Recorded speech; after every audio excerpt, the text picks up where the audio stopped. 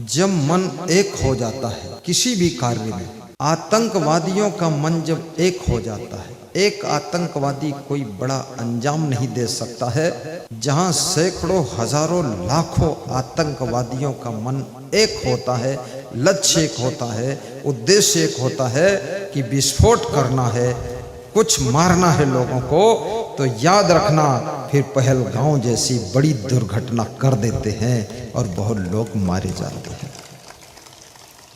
एक मन, जब जब एक मन हुआ है तब तब बड़े बड़े परिणाम आए हैं, दुष्परिणाम आए हैं, सदपरिणाम आए हैं। शुभ कार्यों में यदि मन एक हो गया तो खुदिया जैसे गांव में बहुत बड़ा सत्संग समागम संपन्न हो जाता है। जब अशुभ कार्यों में मन एक हो जाता है तो याद रखना एटम बम का विस्फोट भी हो जाता है, विस्फोट भी हो जाता है। मन एक होना, किसी भी बड़े कार्य को करने के लिए हजारों लोगों को एक मन बनाना पड़ता है और उसमें जुट जाना पड़ता है। और मन के जुड़ते ही तन जुड़ जाता है, विचार जुड़ जाते, बुद्धि जुड़ जाती है, संस्कार जुड़ जाते हैं, श्रम जुड़ जाता है, धन जुड़ जाता है, शक्ति जुड़ जाती है, युक्ति जुड़ जाती है। जहां मन जुड़ा वहां पूरी जिंदगी मुड़ जाती है। मन जुड़ा, जीवन मोड़ा और फिर वहां होगा कुछ बड़ा। इसलिए जुड़ना बहुत जरूरी है। अच्छे कार्यों के लिए भी जुड़ जाइए। जब मधुमक्खियां, हजारों हजारों मधुमक्खियां, उनका एक मन हो जाता है कि फूलों से रस लाकर छत्ते में इकट्ठा करना है और साधारण रस को मधुरस बनाना है, शहद बनाना है। हजारों मक्खियां, 10,000 मधुमक्खियां उड़ती हैं सरसों के फूलों का रस, नाना प्रकार के फूलों का रस ला करके छत्ते में इकट्ठा करके 5-5 लीटर मधुरस तैयार कर देती हैं। मधुमक्खियों के पास रस लाने के लिए कोई टैंकर नहीं है, कोई ड्रम नहीं है, कोई पिपिया नहीं है, कोई बोतल नहीं है। मुंह में एक बूंद धर के लाती हैं और बूंद बूंद से 5 लीटर शहद बनाकर इंसान को भी चाटने के लिए दे देती है। मन एक हो गया बस। जिंदगी में सारा खेल एक मन का है। जब पति पत्नी का मन एक हो जाता है तो घर का विकास शुरू हो जाता है। जब पिता पुत्र, पति पत्नी, सास बहू, बेटी बेटा, भाई भाई, गोतनी गोतनी का मन एक हो जाता है तो याद रखना जबरदस्त महाविकास प्रारंभ हो जाता है। जब गुरु शिष्य का मन एक हो जाता है, गुरु भाई का मन एक हो जाता है तो आश्रम का विकास प्रारंभ हो जाता है। बिहार और मैं कहाँ दूसरी जगह का रहने वाला हूँ, मैं तो आपका मेहमान हूँ, लेकिन हमारा और अरविंद साहब का मन एक हो गया, गोविंदाचार्य का मन एक हो गया, मुखलाल साहब का मन एक हो गया, इनके साथ मेरा मन एक हो गया। और एक हो गया तो 2 करोड़ का आश्रम बनाकर खड़ा कर दिया साहब ने। मन एक होना चाहिए। अपने मन की ताकत को पहचानिए। आपका मन एक होना चाहिए बस। अब कितने लोग गीत गाते हैं कि मेरा मन डोले, मेरा तन डोले, तो फिर कुछ नहीं होने वाला। जहां डोले बात आ गई, मन डोलना नहीं है, मन एक होना है। ये साधना है, एक कसौटी है, ये साधारण बात नहीं है। जिन जिन आश्रमों में गुरु शिष्य के मन एक नहीं है उन आश्रमों का विकास रुका है। जिस देश में पार्टी के नेताओं का मन एक नहीं है वो पार्टी जीत नहीं पा रही है। और जिस देश के सभी पार्टियों के नेताओं का मन एक नहीं है वो देश विकास की ओर तेज गति से नहीं बढ़ पा रहा है, क्योंकि बहुत से पार्टी के नेता पीछे टांग खींचते रहते हैं और कुछ पार्टी के नेता आगे बढ़ने की कोशिश करते हैं। देश का विकास जैसा होना चाहिए वैसा नहीं हो पाता है। अगर सबका मन विकास के लिए एक हो जाए तो याद रखना बहुत चंद्र दिनों में ही अमेरिका को भी पीछे हम लोग छोड़ सकते हैं। भारत की शक्तियों को पहचानिए। भारत देश बहुत बड़ा देश था, भारत के 15 टुकड़े हो चुके हैं। अफगानिस्तान, पाकिस्तान, बांग्लादेश, बर्मा देश, नेपाल, तिब्बत, म्यांमार, ये सब भारत देश के टुकड़े हैं। कहीं जातिवाद के नाम पर टुकड़ा हुआ, तो कहीं गरीबीवाद के नाम पर टुकड़ा हुआ, तो कहीं मजहबवाद के नाम पर टुकड़ा हुआ, लेकिन टुकड़ा टुकड़ा टुकड़ा टुकड़ा करते करते जिन जिन के टुकड़ा हुए आज वे टुकड़ा मांगने के कगार पर पहुंच गए। और भारत देश आज भी भव्य है और अमीर है। अब इस देश को टुकड़ा होने से बचाना है, अखंड रखना है। भारत के भक्त बनो। गुरु के भक्त बनने का अर्थ ये नहीं कि भारत देश के भक्त ना रहो, भारत देश की भी भक्ति करो। ग्राम भक्त भी बनो, कुटुंब भक्त बनो, परिवार के भक्त बनो। भक्त का मतलब होता है समर्पित होना। भक्त का मतलब होता है अब उनके लिए जिंदगी जीना। भक्त का मतलब होता है अब सारा वक्त उनके लिए है। देश की भक्ति भी कीजिए, भारत देश की महिमा को समझिए। विश्व के अंदर धरती पर पहला देश भारत देश ऐसा है जिस देश के अंदर कहीं भी चले जाओ तुमको भूखों नहीं सोना पड़ेगा। कहीं ना कहीं आश्रम मिल जाएगा, गुरुद्वारा मिल जाएगा, भंडारा चलता मिल जाएगा। और कोई नहीं मिलेगा तो ये गांव का मुखिया बुला ले जाएगा, 2 रोटी खिला देगा। भारत में भूखा कोई नहीं रहता है। भोजन खिलाने का बड़ा महत्व है। और कबीर साहब यही कहते हैं कि साईं इतना दीजिए जामे कुटुंब समाए। कबीर साहब की बात तो बड़ी ऊंची बात है। कबीर साहब भी मांग रहे हैं, मांगना बुरा नहीं। कबीर जैसा संत मांगने के लिए खड़ा है, झोली फैला दिया है और कहता है कि साईं इतना दीजिए। जिस कबीर ने मांगा है उस कबीर के हम आप तो भक्त हैं, शिष्य हैं। हमको भी सत्संग के लिए, भंडारा के लिए, ज्ञान यज्ञ के लिए, आश्रम निर्माण के लिए मांगने में और देने में शर्म संकोच नहीं होना चाहिए। दिल खोलकर मांग लेना चाहिए। कबीर मांग रहा है। वैष्णव धर्म में राम भगवान केवट से नाव मांग रहे हैं। श्री कृष्ण भगवान ग्वाल बालों से गोवर्धन पहाड़ को उठाने के लिए सहयोग मांग रहे हैं। जिस देश का भगवान मांगता है, जिस देश का संत कबीर मांगता है, जो उस देश के हम जैसे आप जैसे छोटे छोटे संतों को, भक्तों को धर्म के लिए मांगने में शर्म नहीं करना चाहिए। स्वार्थ के लिए मांगने में शर्म आना चाहिए, लेकिन धर्म के लिए शर्म नहीं होना चाहिए। धर्म के लिए तो दोनों हाथ फैलाकर मांग लेना चाहिए। साईं इतना दीजिए जामे कुटुंब समाए।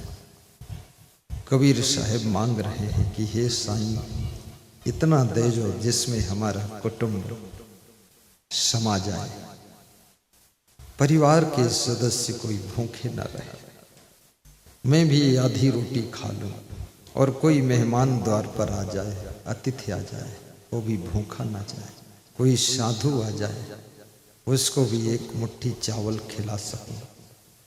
हे साईं इतना जरूर देना कि मैं भी देता ही रहूं, तू मुझको देता रहे और मैं दुनिया में देता रहूं। देने का ही प्रोग्राम चलता रहे और मेरे द्वार से कोई अतिथि भूखा न जाए, अतिथि विमुख नहीं जाना चाहिए। ये गृहस्थ आश्रम की शोभा है। मेहमान की सेवा गृहस्थ आश्रम का श्रृंगार है। अतिथि का सत्कार गृहस्थ आश्रम को महत्वपूर्ण बनाता है और रिश्तेदारों का स्वागत गृहस्थ आश्रम की शोभा में 4 चांद लगा देता है। और जिस घर की महिलाएं सेवा करने में प्रसन्न होती है वह घर तो मंदिर है। जिस घर की महिलाएं मेहमान को देख करके जल भुनकर राख हो जाती है, पूड़ी कचौड़ी तो नहीं बनाती हैं, स्वयं कचरा गंज हो जाती है, चाय तो नहीं खौलाती हैं, दिमाग खौल जाता है कि ये कहाँ से मेहमान आ गए, बेईमान आ गया, तुम कहते हो मेहमान आया, वह कहती बेईमान आया। ऐसा घर घूरा है, घर नहीं घूरा, कचरा। उस घर में कुछ भी नहीं बचा। याद रखना, सांप के घर के पास में जाओ, वहां रोटी चाय नाश्ता नहीं मिल सकता है। शेर बाघ के घर के पास जाओ, वहां पर आपको भोजन नहीं मिल सकता है। लेकिन मनुष्य तो वही है जिसके घर पर मेहमान आता है, छक कर खाता है और पानी पीकर मुस्कुराता है, और गृहस्थ हाथ जोड़कर कहता है कि जैसा चाहिए वैसा सेवा नहीं कर पाए, क्षमा करना, अगली बार और अच्छी सेवा करूंगा। उसे हम कहते हैं ये भारत देश हमारा, ये रत्न है। विश्व में पहला देश है, ऐसा कोई देश मैंने नहीं देखा। मैं 8 देशों में गया हूं, लेकिन भारत देश में रहने वाले व्यक्ति को किसी देश में रास नहीं आता है, किसी देश में रस नहीं आता है, किसी देश में सुख नहीं मिलता है। भारत का बंदा फिर लौट लौट कर भारत आता है, क्योंकि भारत में कुछ हो ना हो लेकिन प्रेम बहुत है, भारत में स्नेह बहुत है। इसलिए भारत में बीमार कम होते हैं। धीरे धीरे पाश्चात्य संस्कृति विकृति हमारे देश के ऊपर प्रभावी होती चली जा रही है, जिसके कारण भारत देश के लोग भी इकलेपन में रहना शुरू कर चुके हैं। इसलिए बीमारियां बढ़ रही हैं। बहू बेटा बस 2 ही रहते हैं, अलग हो गए। सास ससुर अलग रह गए। अभी अलग होने में तुमको पता नहीं, हमको पता है कि बीमारी बहुत बढ़ती है। याद रखना, ज्वाइंट परिवार में साथ साथ रहने में जो आनंद होता है, हंसी खुशी होती है, जो मनोरंजन होता है, वो अकेले में कभी नहीं होता है। अकेले डाल पर बैठी हुई चिड़िया भी उदास बैठती है, सुस्त बैठती है। जब 500 चिड़िया पेड़ पर इकट्ठी होती हैं, सब फुदकने लगती हैं, चहकने लगती हैं, गीत गाने लगती हैं, कूदने लगती हैं, और सभी गा करके फट से सो जाती हैं। इसलिए याद रखना, ये गृहस्थाश्रम एक वृक्ष है, इसकी हर डाल पर आप 10-10, 20-20 के मेंबर का परिवार बैठना चाहिए, ताकि आपस में खूब आनंद आता रहे। चहचहाते रहो, गीत गाते रहो, मुस्कुराते रहो, आनंद उठाते रहो। अकेला जीवन बीमारी का जीवन होता है। हमारे साथ में बहुत महात्मा है, 60-70 महात्मा है, वो बोल रहे जी। लेकिन उनका आप देखते होंगे, ये सब संत खुश ज्यादा रहते हैं। ये अपने से खुश नहीं है, दूसरे साधु को देखकर खुश होते हैं। उसको देखकर वो खुश होता, उसको देखकर वो खुश होता। मैं पूछता क्यों खुश है, बोले वो खुश था तो खुश है। उससे पूछता तू क्यों खुश है, बोले ये खुश है तो मैं खुश हूँ। अब 60-70 है, किससे पूछूं तू क्यों खुश, तो मैं समझ गया खुश है, खुश है, खुश है, तो मैं भी खुश हूँ। मैं उसको देखता हूँ, मैं ठहाका मार देता हूँ। अगर मैं अकेला हो जाऊं तो मुझे भी उदास हो जाना पड़ेगा। अकेला जीवन उदासी का जीवन होता है। इसलिए मैं कहूंगा, परिवार में गम खाना पड़े, गम खा लीजिए। बहुओं से प्रार्थना है, सासू की गम खा लो। सासुओं से निवेदन है, बहुओं की गम खा लो। थोड़ा गम खाना पड़ता है, क्योंकि शरीर अलग, मन अलग, विचार अलग, संस्कार अलग, भाग्य अलग, इसलिए बुद्धि अलग, तो अलग अलग सब सेटिंग होती है। कुछ थोड़ा अपने मन का लोग करते हैं, थोड़ा गम खा लीजिए, थोड़ा कम खा लीजिए, लेकिन मुस्कुराती हुई जिंदगी जीने का सौभाग्य प्राप्त कर लीजिए। बोलिए सदगुरु भगवान की जय। टेंशन लोगों की इसीलिए बढ़ती चली जा रही है, क्योंकि लोग अलग थलग होते चले जा रहे हैं। जहां शादी हुई, बहू रानी आई, बहू रानी ने न जाने कौन सा मंत्र पति के कान में पढ़ा, न जाने कौन राम मंत्र है कि कृष्ण मंत्र है, कि नया गुरु मंत्र है, कि हाथी मंत्र है। तो पति तुरंत लोटा कमंडल लेकर कहता है, देवी जी जिधर बताओ उधर चल रहा हूं मैं। देवी कहती है पेड़ पे चढ़ जा, तो ऊपर चढ़ जाता है। फिर कहती कूद जा, तो कूद जाता है। अरे मूर्ख, ये सब क्या कर रहा है? कम से कम विचार तो कर। माँ के साथ में जो सुख है, पिता के साथ जो सुख है, माता पिता अपना सुख बेटे बहू पोता पोती पर लुट। वे स्वयं सुख नहीं पाना चाहते हैं, वे अपना सुख भी तुमको देना चाहते हैं। ऐसे माँ बाप सास ससुर को छोड़कर अकेले मुंगेर में मंगती बनकर कहाँ पड़ी रहोगी? खुदिया में ही थोड़ा खोदते रहो, यहीं रह जाओ। मुझे तो संगठन में बहुत अच्छा लगता है, बड़ा आनंद आता है। एकता से राष्ट्र का निर्माण होता है, प्रेम से ही देश का कल्याण होता है। एकता से राष्ट्र का निर्माण होता है, प्रेम से ही देश का कल्याण होता है। स्नेह का दीप जलाओ आज घर घर में, प्रेम ही आजादी का पैगाम होता है, प्रेम ही आजादी का पैगाम होता है। आज मैं आजाद होकर के बिहार में 2 महीने से सत्संग लगातार कर रहा हूँ। मेरे पास में राजस्थान में आश्रम है, वो भी चल रहा है और सब ठीक ठाक चल रहा है। लखीमपुर में एक आश्रम, वो भी ठीक ठाक चल रहा है। एक आश्रम लखनऊ में है, वो भी ठीक ठाक चल रहा है। एक आश्रम छत्तीसगढ़ में, वो भी ठीक ठाक चल रहा है। एक आश्रम बाराबंकी में, वो भी ठीक ठाक चल रहा है। वहाँ भी एक बूढ़ा साधु गांठ के रखा कि तू आजा मेरे साथ रहे। वो रहता है, बड़ा खुश रहता है। वो सोचता गुरुजी ने कभी हमसे 2 मिनट बैठकर बात नहीं किया, करने का टाइम नहीं है, प्रेम से रहिए, बस यही बात है और कोई बात नहीं। बात क्या करना, हर समय बात करना, बहुत बात करने से भी टाइम बर्बाद होता है। ज़्यादा बात नहीं करना, इशारे से काम करना। जब देखो तब मीटिंग हो रही, जब देखो तब सिटिंग हो रही, जब देखो तब सलाह हो रही, खुसुर फुसुर खुसुर फुसुर खुस खुस खुस खुस खुस खुस फुस फुस फुस फुस फुस, और कुछ नहीं हुआ, सब फुस। ज्यादा हर समय मीटिंग वीटिंग करने की जरूरत नहीं। एक बार हो गई सलाह, बस चालू। सब आश्रम चमक रहे। आपको आश्रम दिखा दूं, टीवी स्क्रीन में आश्रम दिख रहा है। आप कहोगे अरे ये आश्रम है कि राजमहल है, ऐसा सफाई।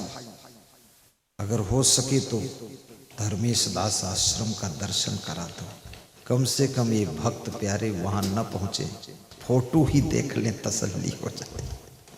फोटो दिखा दो, दबा दो बटन, क्लिक कर दो, देखो वो पीछे वाला दया करेगा तो दिखा दे। अगर खुश होगा तो दिखा देगा, भूखा होगा तो नहीं दिखाएगा। भूखा होगा तो यहाँ से ग्लूकोज का डिब्बा भेज दूंगा। वो इंदू बहन संग्रामपुर वाली ग्लूकोज लाई है कि घोल घोल कर पी ले गुरु और प्रवचन सुना दे। ग्लूकोज है, किशमिश है, पपीता है, अंगूर है। मेरे लिए सब भक्त ले आते हैं।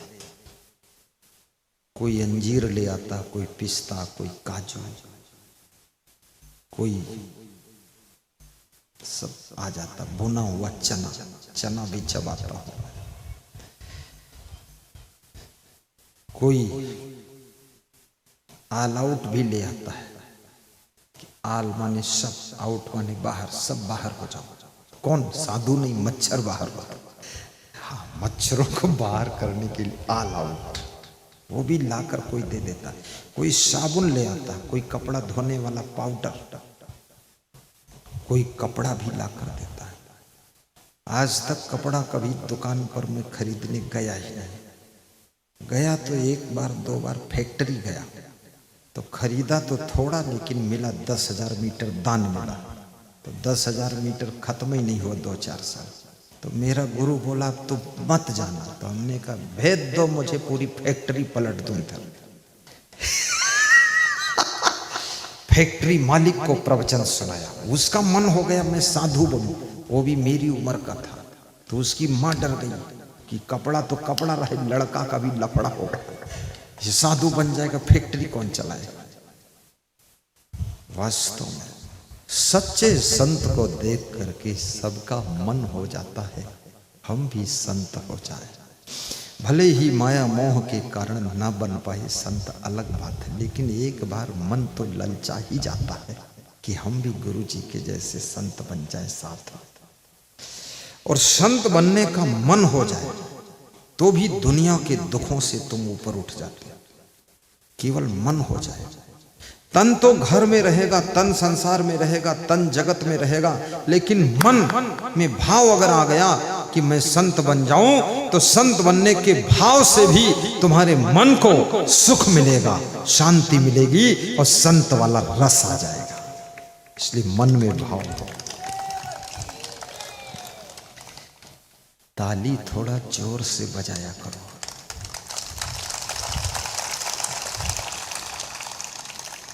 खुदिया वाले जो है ना, प्रेमी तो बहुत है, पर प्रेम में इतना भूल जाते हैं कि ताली बजाना ही भूल जाते हैं, बैठे रहते हैं, खुश रहते हैं।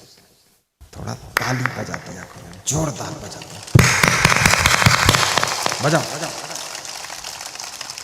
कोई नहीं, कोई नहीं, कोई नहीं, कोई दम नहीं, ना ना, ऐसा लगता है अब मरे, अब मरे, अब मरे, अब मरेंगे 100 साल बाद, और अधमरे जैसे दिख रहे हैं। मार दो ताली, फट जाए पंडाल, लगाओ एक बार जोरदार।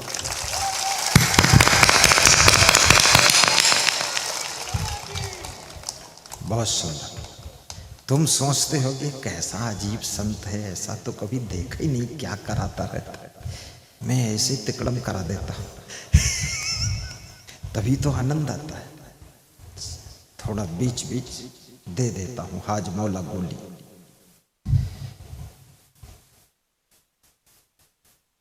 वह शहर शहर नहीं जिसमें गंदगी साफ करने के लिए नाली न हो।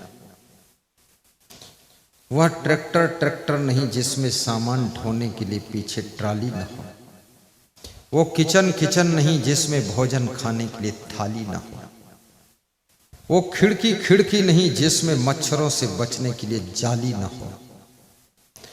वो ससुराल ससुराल नहीं जिसमें साला और साली न हो। और वो सत्संग सभा नहीं जिसमें जोरदार ताली न हो। जोरदार ताली।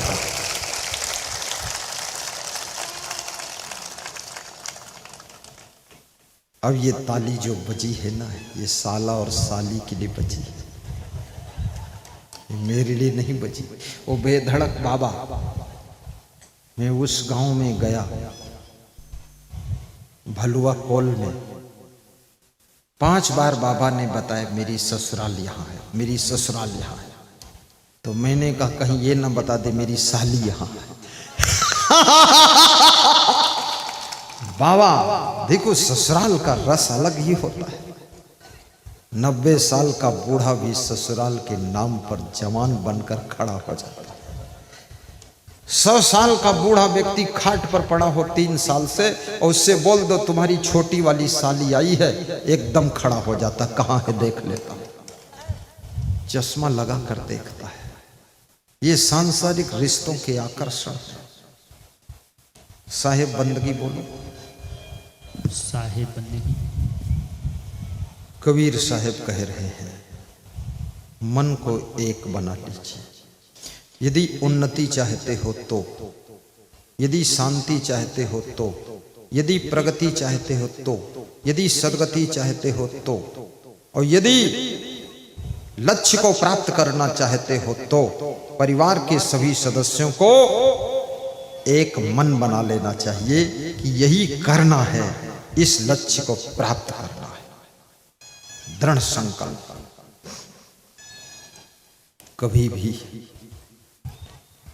संकल्प सोच समझ कर लीजिए और संकल्प लेकर फिर पूरा करने के लिए कटिबद्ध हो जाइए। शुभ संकल्प लीजिए। मेरा देखिए आश्रम का दृश्य आ गया सामने, दिख रहा है? देख लो। ये जो नीचे फर्श दिख रही ना, ये आंगन है इसका। 6000 स्क्वायर फीट का आंगन है। और दिखाओ, और दिखाओ। अमेरिका के परम भक्त ने इस आंगन को बनवाया है। क्या नाम? करनेल सिंह सरदार पंजाबी ने इस आंगन को बनाने के लिए लगभग 6 से 10 लाख का पैकेज दिया है। आंगन बनाया बिल्कुल चिकना, उसमें मक्खी बैठती वो फिसल जाती है, ऐसा चिकना। और आश्रम ऐसा है, आहा, मैंने खुद भी इतना सुंदर देखा नहीं, पर मैं उसमें रहता हूँ, सो जाता हूँ। मेरे गुरु ने बनाया है, मेरे बस का तो था नहीं। मेरे गुरु के जाने के बाद मैं तो एक कमरा भी नहीं बना पाया। मेरा गुरु बना कर चला गया मेरे लिए। 5 साल गुरु उसमें सोया और हम लोगों को कह दिया अब जिंदगी भर इसमें सोना, और गुरु चला गया। मेरा गुरु बहुत बुद्धिमान भी था, मेहनती भी था। पूज्य श्री क्षमा देव, उन्होंने बनाया। नाम है तपोभूमि विश्व कल्याण आश्रम। देखते जाइए आप, देखिए कितना डिजाइन है। और शिष्यों ने इसमें मेहनत किया है। ये गेट नंबर 2 है, 2 नंबर गेट दिख रहा है। 1 नंबर गेट देखोगे दिल खुश हो जाएगा। ये भी फोटो है 3 साल पुराना, अभी तो और गजब हो गया है। रोज गजब ही हो रहा है। वहां गजब करने वाले 10 महात्मा रहते हैं, वो रातों रात गजब करते। सुंदर है, सुंदर, कितना सुंदर कितना प्यारा गुरु कबीर का धाम है। कितना सुंदर कितना प्यारा गुरु कबीर का धाम है। नित्य ज्ञान की गंगा बहती, नित्य सुबह और शाम है।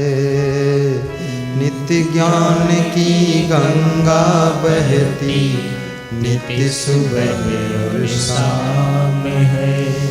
गुरु हमारे गुरुमन साहिब, क्षमा देव गुरुदेव हैं। गुरु हमारे गुरुमन साहिब, क्षमा देव गुरुदेव है। ध्यान लगाऊं उन गुरुवर का, उन चरणन की सेव है। ध्यान लगाऊं उन गुरुवर का, उन चरणन की सेव है।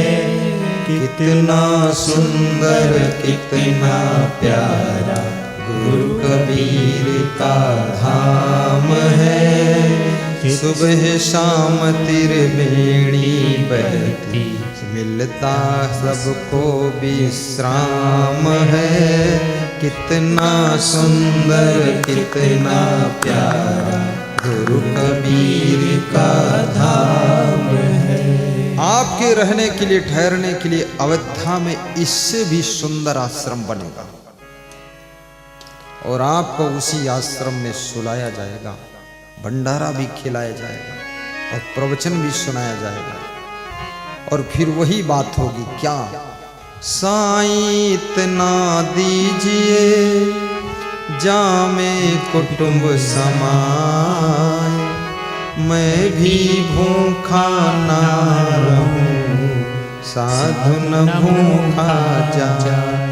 मैं भी भूखा ना रहूं साधु न भूखा जाए। साधु, साधु शब्द बड़ा वजनदार शब्द है। साधु उस व्यक्तित्व का नाम है जिसके चरणों में भगवान भी दंडवत करते हैं, राम भी प्रणाम करते हैं। कृष्ण साधु के चरणों की धूल अपने सिर पर डालने के लिए इंतजार करते हैं। निरपेक्षम मुनिम शांतम निर्वैरम समदर्शनम, अनुव्रजा नेहम नित्यम पूयते घृणुहि।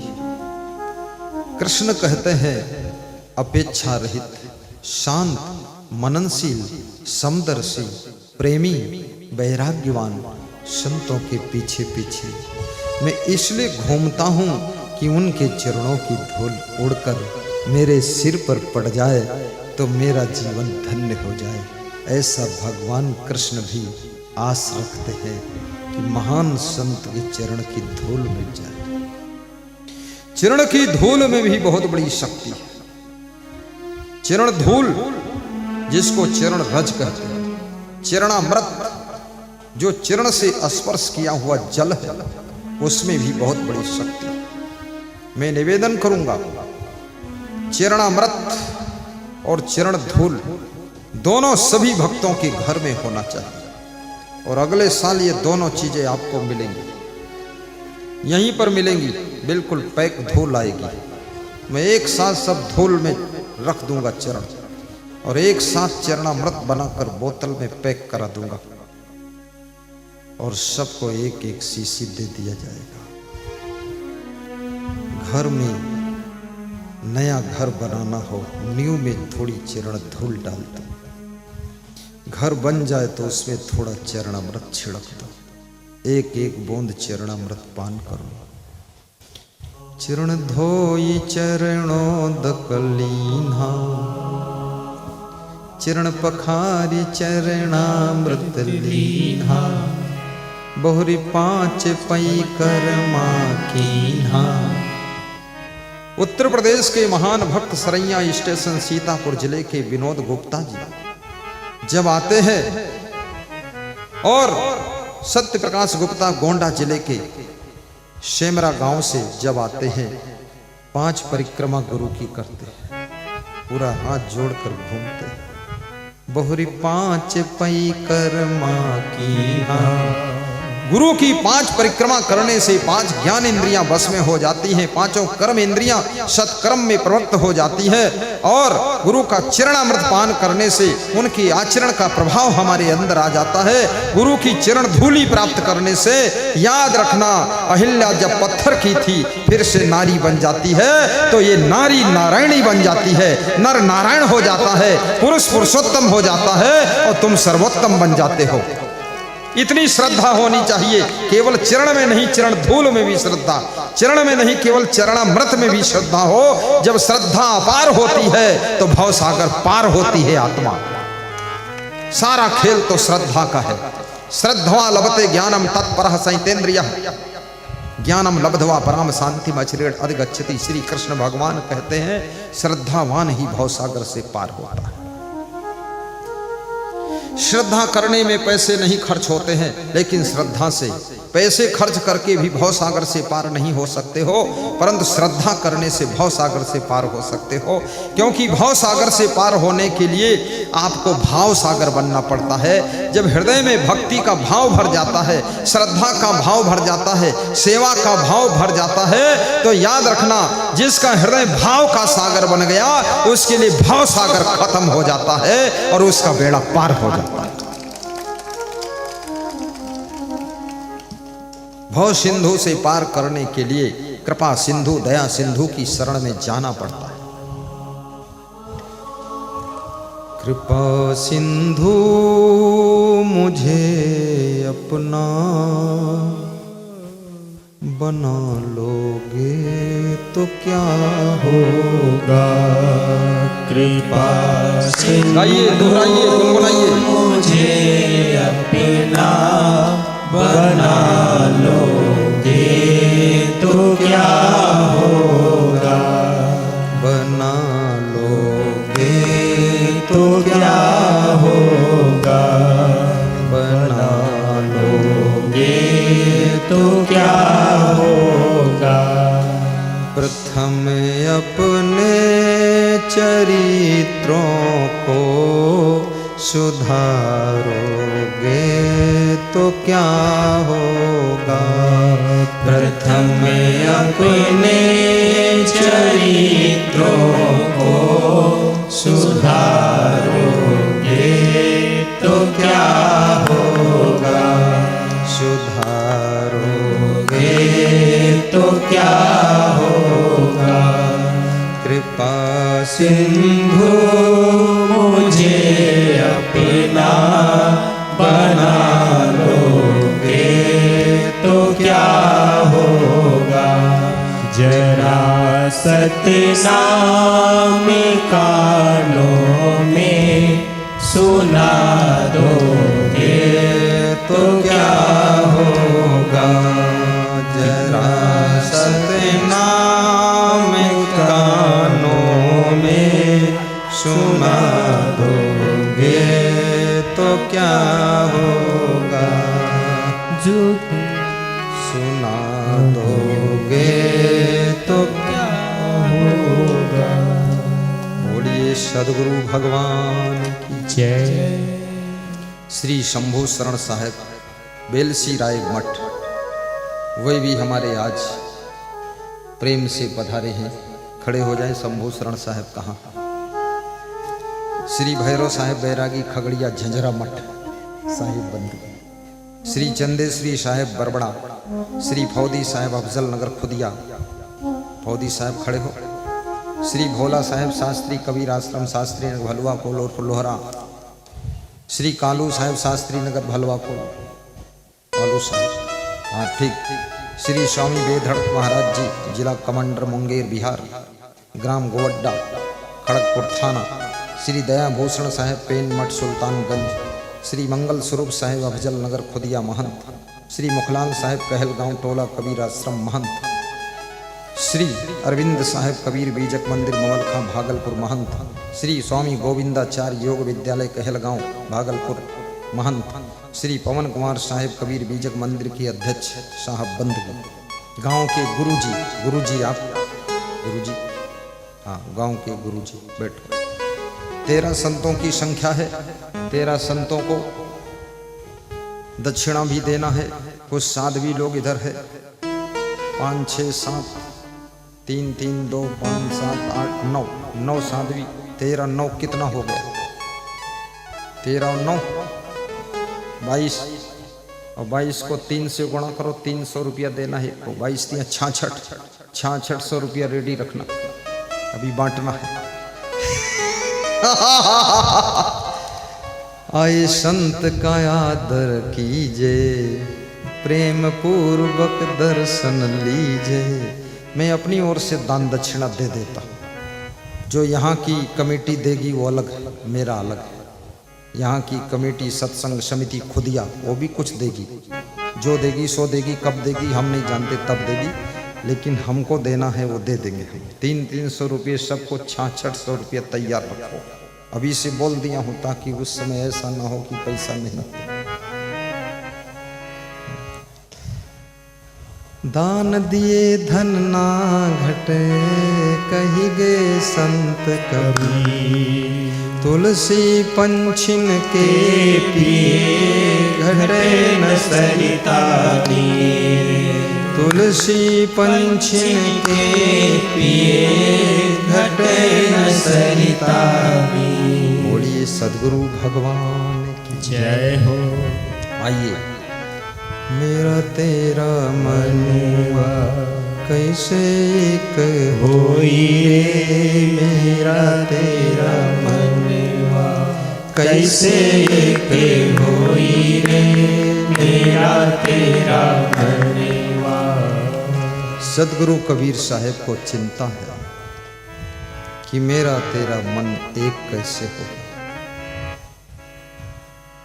कबीर साहेब जैसा संत भी दुखी हो जाता है। कभी कभी कबीर कहते हैं पानी पियावत क्या फिरो घर घर शायर वार। तृषावंत जो होएगा पीवेगा झक मार। कबीर का मन भी हार गया। बोले अब किसी को पानी नहीं पिलाऊंगा, अमृत पानी नहीं पिलाऊंगा। जो प्यासा होगा वो झक मार कर पीने के लिए आएगा। फिर कभी कभी कबीर का मन खुश होता है तो कबीर कहते हैं देश विदेश हो फिरा गांव गांव की खोरी। ऐसा जियरा ना मिला लेऊं फटक पछोर। ऐसा जियरा ना मिला लेऊं फटक पछोर। कबीर का मन जब खुश हुआ देश विदेश में भ्रमण किया। गांव की गलियों में घूमे, सबको ज्ञान बांटा। लेकिन फिर कबीर कहते हैं ऐसा जीव नहीं मिला जिसको मैं अपना बना सकूं। अमृत केरी पूरिया बहुविध दीन्हा छोड़े, आप सरीखा जो मिला चाहे पिया घोर।